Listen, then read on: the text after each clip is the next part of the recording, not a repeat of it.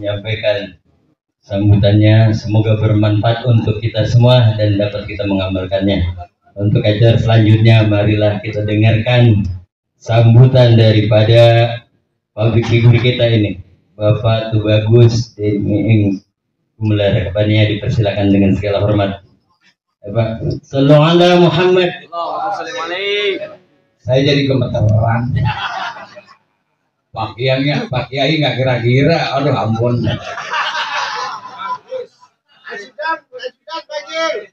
Waduh, saya ke depan aja ya. Saya mau duduk, lihat kursinya kagak pantas saya di situ. Biasanya kita yang pantas kalau ada kursi begini kita ngepel di bawahnya. Masya Allah. Ini masih yang baru dari bandara ini langsung cuma ganti baju doang di mobil. Karena ada janji dengan sahabat saya Pak Ruli untuk hadir. Masya Allah, sampai susah banget mobil masuk ke sini saking banyak jamaah yang datang lari ya. Main dah.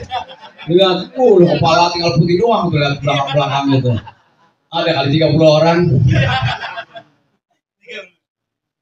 Yang saya hormati Abu Ya Kiai Haji Abdullah Abdul Jalil MA, Ketua MUI Kecamatan Pondok Gede. Ya, Bapak Kiai Haji Ubaidillah Abdul Jalil. Pak Kiai yang tadi bicara Bu ya? Oh, yang mana? Belum datang. Oh, pantesan saya cari-cari nggak ada. Kemudian maklum kan saya tamu mesti silaturahmi harus lihat wajahnya. Bapak Kiai Abuya Kiai Haji Bahrudin Abdul Jalil RC yang bersahabat, Masya Allah. Atau nuhun Pak Kiai, Masya Allah. Saya mau berburu sama beliau. Bagaimana cara membuat orang bergemetar? Ya. Besok ini cari pada ngacir udah dari sini. Kemudian Kiai Haji Ahmad Turmuji Abdul Jalil LC, Pak Kiai sudah hadir, Masya Allah. Ini auranya aura ahlul jannah semua dalam Kiai. Kemudian Kiai Haji Mustafa Kamal LC penceramah kita ya. Mana? Oh Pak Kiai, Masya Allah, ganteng amat. Waduh, untuk kita udah punya istri. Dan saya kira banyak lagi Ustaz Kiai Haji Imaduddin Ubaidillah LC, Dr. Haji Kholis Kohar MA Pak RW. Kalau di jaketnya ini UIA juga. Saya juga sempat menjadi direktur komunikasi di Universitas Islam Asafiyah dan saya ada keluarga dari Asafiyah juga. Kemudian Al-Ustaz Haji Muhammad Ilyas SI, Ustaz Abu Sobur, Ustaz Asari Sohibi SPD. Masih banyak nih. Kiai Syahroni Salam SPD, kemudian Kiai Haji Ustaz Ahmad Sobari. Acara kita. Kemudian Al-Ustaz Muhammad Ketua Siwak Silaturahmi Warga Jati Cepak. Oh beliau ya, ketuanya. Oh di dalamnya. Baik. Bismillahirrahmanirrahim. Assalamualaikum warahmatullahi wabarakatuh.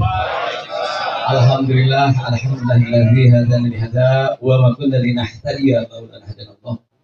Asyhadu an la ilaha illallah wahdahu la syarika lahu wa asyhadu anna Muhammadan abduhu wa rasuluhu. Allahumma shalli wa sallim ala sayyidina Muhammad wa ala alihi wa sahbihi ila yaumil ma'ad. A'udzu billahi minasyaitonir rajim. Laqad kana lakum fi rasulillahi uswatun hasanah. Marhaban ya Rasulullah.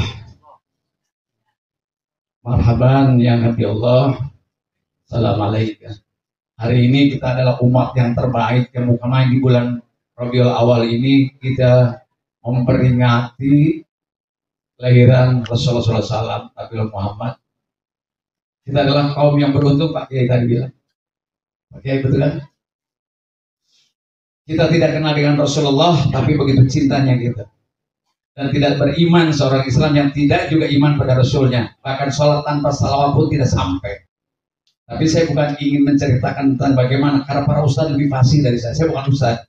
Saya hanya ingin menyoroti fenomenanya saja. Kenapa kita harus melaksanakan peringatan ini? Lalu setelah setiap tahun kita memberikan peringatan, lalu apakah umat ini sudah berubah? Ya, yang umumnya saya lihat habis Maulid Nabi, tangga aqua di mana-mana berantakan. Padahal ajaran Rasulullah kebersihan bagian dari iman, betul nggak? Pawai naik motor, lampu merah kagak berhenti. Bagaimana motor Rasulullah begitu? Nah itu jadi koreksi bagi kita. Jadi saya tidak ingin bicara soal upacara, peringatan, seremonial, itu mau rutin gitu, melaksanakan iuran buat aqua, buat transportasi, buat nyawa tenda, itu rutin banget. Masa tiap tahun kayak begitu terus umat kagak berubah? Contohnya apa? Mau dilarikan kemana juga kita umat tidak adalah mayoritas. Yang mutilasi orang Islam. Yang melakukan pembunuhan anaknya dibunuh emaknya, emaknya dibunuh anaknya, bapaknya dibunuh emaknya, itu juga orang Islam. Jadi Pak Kiai ini ada masalah kita dengan umat kita ini. Dan main-main. Saya alhamdulillah Pak Kiai, kalau subuh tuh gider, kalau subuhnya ganti-ganti masjidnya, dan saya lihat dalam keadaan bahaya. Kenapa? Nggak ada remaja di masjid. Betul, coba salat subuh lihat. Betul nggak? Kata Hamka apa? Kalau mau lihat umat Islam, lihat waktu sholat Idul Adha dan Idul Fitri banyak macam. Tapi kalau lihat orang Islam yang beriman, lihat sholat subuhnya. Saya jalan tiap subuh ganti-ganti masjid di Bekasi, gak ada remaja anak muda. Jangan salahin mereka habis main game. Bapaknya bangunin dia bawa masjid. Gitu. Ini masa mati salah, langsung kur. Yakin isinya. Betul nggak? Nah untuk itu saya kira di tengah-tengah ini, kalau Pak Kiai tadi mengatakan bahwa hadirnya saya mudah-mudahan insya Allah satu kali, dua kali bisa menjadi jamaahnya Cempaka atau warga Cempaka ini. Mudah-mudahan bisa menerima warga sini. Karena saya juga di Pekayon ada talim. Oh iya, saya warga Bekasi udah 8 tahun Pak. Udah 8 tahun saya tinggal di Galaksi. Saya ada restoran juga di situ. Jadi baru 8 tahun setelah saya pensiun dari DPR tahun 2009 sampai 2014. Saya ada lahan sejak tahun 95 zaman saya ngelawak itu. Lalu saya bangun dan saya isi. Ternyata di Bekasi juga enak. Karena rumah saya juga di Bandung. Jadi kalau pulang ke Bandung lebih dekat gitu. Nah, jadi saya warga Bekasi. Jangan disiapin-siapin. Kita juga orang sini gitu loh ya. Nah, dulunya saya anak Betawi Tanah Abang kebetulan waktu mudanya. Jadi sekarang di Bekasi, di Pekayon lah gitu. Saya juga punya taklim juga tiap hari Rabu malam Sabtu kita mengkaji Al-Hikam kebetulan. Jadi saya ikut ngaji kitab juga bareng-bareng orang-orang di situ. Ya belajar ilmu lah. Pak Kiai kan sering menyampaikan bahwa barang siapa yang duduk di majelis ilmu maka Allah akan ringankan langkahnya ke surga. Amin. Saya tahu ini ahli surga semua nih. Ayo angkat tangan yang mau masuk surga, angkat tangan sekarang. Angkat tangan. Ayo, angkat tangan. Nah, besok bagaimana? Agak mau dia besok. Oh, baik itu. Manusia mau begitu bagi pengen aja masuk surga, tapi besok ogah.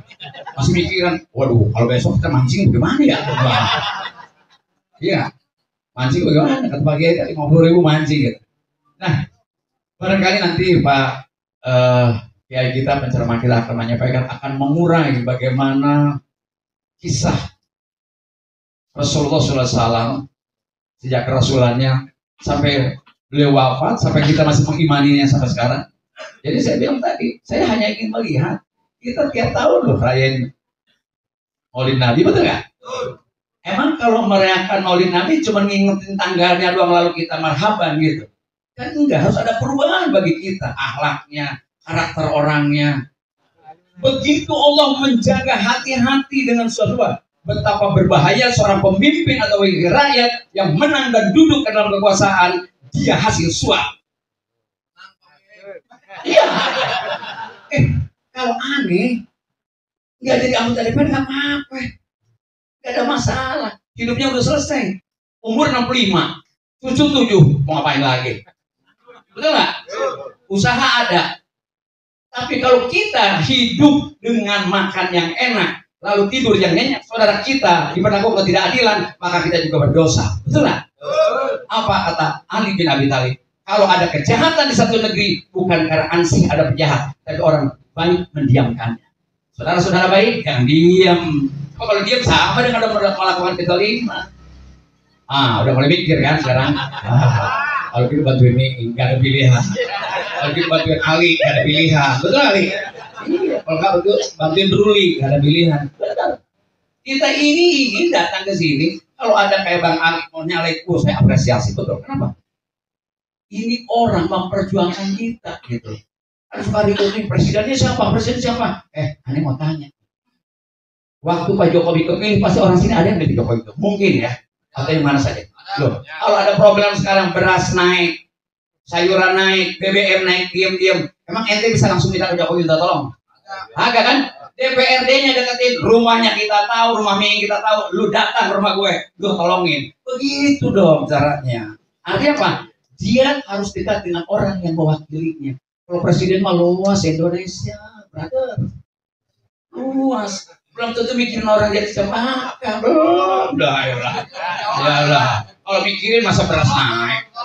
Orang tanah lega. Betul nggak nyampe kan? Coba kalau besok ada masalah. Bang Ali, anak aneh kagak sekolah. Ali wakil rakyatnya duduk di DPRD. Kita samperin dia. Dia ingkar, kita siram rumahnya. Betul nggak? Kita samperin Pak Ruli. Mana Pak Ruli? Pak Ruli. Nih, ini juga caleg sini. Jangan kita ngomongin orang P3 dong, orang kita sini. Gila, gua bantuin lu, Li. Ini teman saya. Kami dari Gelombang Rakyat Indonesia. Partai Gelora, ketuanya Anies Mata dan wakilnya Fahri Hamzah. Maaf, saya tuh nggak etis ngomong partai karena saya nggak pernah balik. Ditanya orang ngomong partainya apa? Gelora. Maaf Pak, saya nggak mau ngomong partai. Saya mana pernah ngomong partai saya Gelora enggak. Saya nggak pernah ngomong gitu. Kalau yang tadi jelasin, tadi mah ngomong Gelora apa kali aja ribut. Ngomong umat aja lah, gak usah partai lah. Iya, saya tahu Bapak temannya Amin Rais, udahlah. Enggak apa-apa, Pak. Partai itu barang mati. Yang hidup itu adalah manusianya. Jangan kata itu kita banyak partai-partai yang apa namanya berlatar belakang agama tetap aja masuk juga, Pak. Gitu lah. Itu jadi ini kita bukan soal partai, soal orangnya. Sebab dia yang bekerja menurut saya. Jadi orangnya. Kalau kan Rasulullah juga mengatakan, pilihlah pemimpinmu yang kau kenal. Betul nggak? Tadi udah disampaikan oleh Qori, disampaikan lakukan aku fi Rasulullah uswatun hasanah. Mau cari contoh siapa lagi yang terbaik? Jelas ya? Ini mah gara-gara beras 2 kilo, minyak goreng 1 sama selembar jilbab, pilih walaupun bandit karena dia nggak tahu siapa orang itu. Kalau watak dan karakter umat Islam kayak begini terus, umat Islam tidak akan pernah menang. Sebab apa? Nggak ada yang bela. Nah, berkaitan dengan Maulid Nabi, bukan soal bicara politik, tapi ini penting. Sebab apa? Hanya Islam loh yang tidak boleh memisahkan antara politik dan agama. Nggak bisa. Rasulullah ketika diperintahkan hijrah dari Makkah ke Madinah, yang dibangun apa? Masjid sebagai central of activity. Bicara perang di situ, bicara dagang di situ, bicara politik di situ. Lalu dibangun pasar sebagai hablumnya nas untuk kehidupan sosial dasar. Itu contohnya seperti itu. Kita tiap tahun ngelayain Maulid Nabi tapi nggak ngerti sampai ke situ. Cuman ya ilah ini aja makanan anak buahnya. Begitu dong. Berubah dong, betul nggak? Kalau gitu, mari sama-sama di bulan yang baik ini kita mendapatkan contoh yang baik. Rasulullah membawa umat manusia, bukan hanya umat Islam loh. Ya, umat manusia apa tuh? Binatul mati dan nur. Dari tempat kegelapan sampai dengan terang benar dan sangat modern. Bayangkan, masya Allah. Bersyukur banget kita. Dalam diri Rasul ada sifat-sifat yang harus kita contoh, yang kita pilih mereka karena kita kenal tadi. Ya.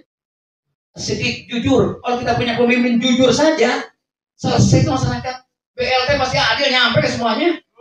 Betul nggak? Kalau sudah jujur, insya Allah dia nggak berkhianat, nggak pasti amanah.